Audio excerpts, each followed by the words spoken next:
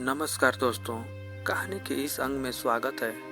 हम आपके लिए लेकर आए हैं एक पिता पुत्र की मार्मिक कहानी परिवार, जिसे सुनकर आपको अपने बच्चों की परवरिश से लेकर उसके प्रति चल रहे विचारों को बखूबी समझने का मौका मिलेगा।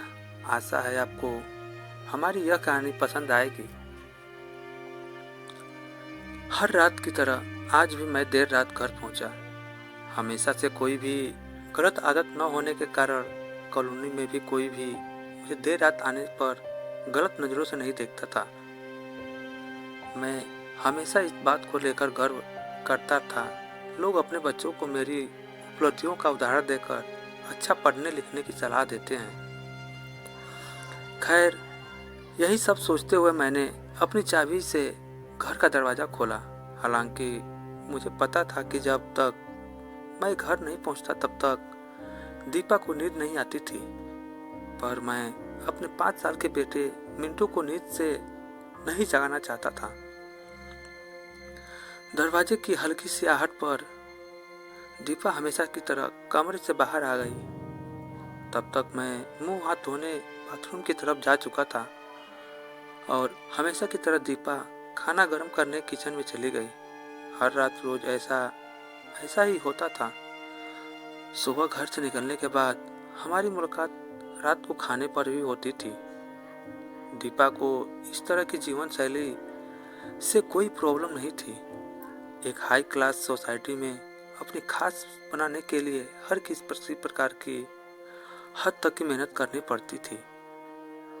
मिंटू सो गया। खाना खाते हुए मैंने दीपा से पूछा, हाँ, काफ़ी देर से आपका इंतज़ार कर रहा था, लेकिन फिर इंतज़ार करते करते ही सो गया, दीपा ने शिकायत भरे लहजे में कहा।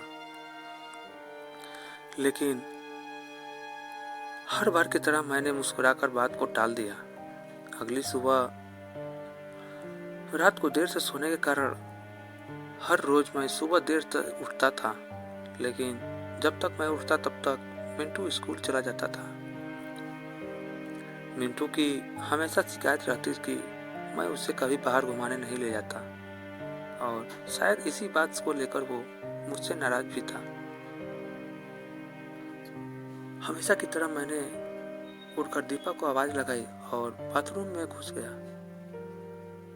थोड़ी देर में दीपा नहाने के लिए गर्म पानी ले आई।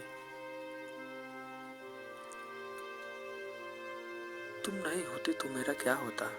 हमेशा की तरह मैंने पानी की बाल्टी लेते हुए अपना घिसा पीटा डायलॉग मारा और हमेशा की तरह ही दीपा मुस्कुराते हुए खाने की तैयारी करने किचन में चली गई।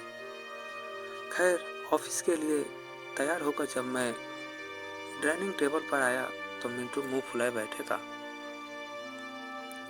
क्या बात है जनाब, आज स्कूल नहीं गए? मैंने प्यार से मिंटू के बालों पर हाथ घुमाते हुए बोला। आज संडे है, मिंटू ने गुस्से भरी आवाज से कहा। दौड़ में मैं यह भी भूल गया कि आज संडे है और आज के दिन मैंने मिंटू के साथ मूवी जाने का प्रॉमिस किया था, लेकिन आज तो मुझे क्लाइंट मीटिंग के लिए ऑफिस जाना था। मुझे ऑफिस जाकर देख मिंटू को अपना मूवी प्लान खतरे में पड़ता दिखाई दे रहा था। शायद इसीलिए वो मुझसे गुस्से से बात कर रहा था। पापा, आप 1 घंटे के कितने पैसे कमा लेते हो? अचानक मिंटू ने पूछा। मिंटू ने पहले कभी इस रवैये से मुझसे बात नहीं की थी। शायद गुस्से में उसने ऐसा कह दिया। लगभग 1000 रुपये, मैंने कहा। क्या आप मुझे 500 रुपये उधार दे सकते हो? मिंटू ने कहा। लेकिन तुम्हें पैसे क्यों चाहिए? मैंने थोड़ा गंभीर होते हुए पूछा।